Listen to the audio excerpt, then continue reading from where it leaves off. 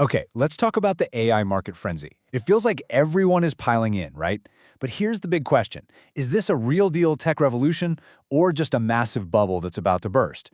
To really get a feel for the stakes, I want to start with a number. A number that sounds, well, frankly, it sounds made up. 55,000%. No, that's not a typo. That is the actual stock return of one single company that got swept up in all this AI hype. It's just a wild number, right? It almost doesn't feel real. And that number right there, that's the heart of the puzzle we're trying to solve today. When you see something like that, is it a sign of pure genius or a symptom of total madness? Is it real value or is it just hype that's completely spun out of control? So yeah, let's dig into this AI gold rush. All right, first up, let's look at the good news. Let's talk about the boom side of this. Because make no mistake, there are companies out there absolutely crushing it. I mean, they're striking digital gold and seeing some serious, tangible success. And in this gold rush, it seems like there are two main ways to win. On one hand, you've got the people actually creating the AI products. Think of a company like Manus out of Singapore. They hit $100 million in annual revenue in just 8 months. That's insane. But then you've got the people selling the picks and shovels, the suppliers. Companies like Resinoc, who make essential materials for chips. Their stock is flying high because, well, every single person racing to build AI needs what they've got. Okay, so that's the shiny, successful side. But for every one of those stories, you're starting to hear these whispers of doubt. You can see some pretty significant cracks starting to form in the foundation of this whole thing, especially as people realize just how much it costs to build this AI future. Yeah, the big money? It's getting nervous. Wall Street is looking at the billions, maybe even trillions, being poured into data centers and chips, and they're starting to ask, hey, are we ever actually going to make a profit on this? The real fear here is that companies are just burning through cash to build all this stuff for customers that might not even show up. And look, this isn't just talk. These fears are having very real, very painful consequences. You see these general worries about overspending, and suddenly major players like SoftBank see their stocks take a nosedive. And it gets even more specific than that. I mean, when a titan like Amazon suddenly pulls the plug on a $150 million payment for a data center in Texas, wow. That sends shockwaves through the entire industry. So all of this, it brings us to the really wild part of this story. This is where the line between a smart, strategic investment and just a crazy, high-stakes gamble gets really, really blurry.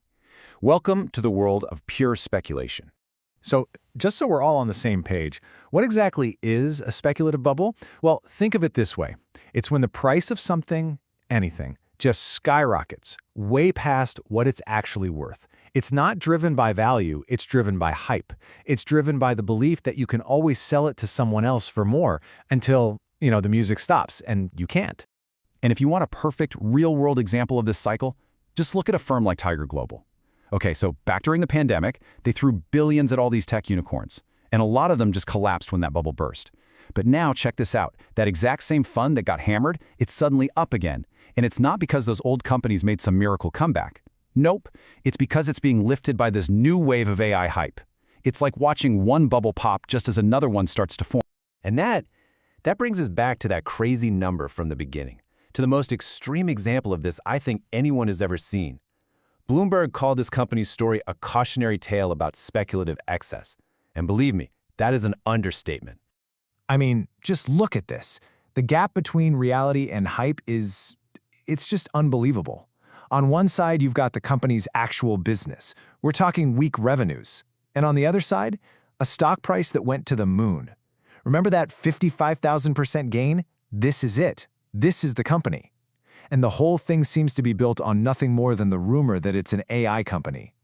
It's so wild that regulators in India are actually investigating it now.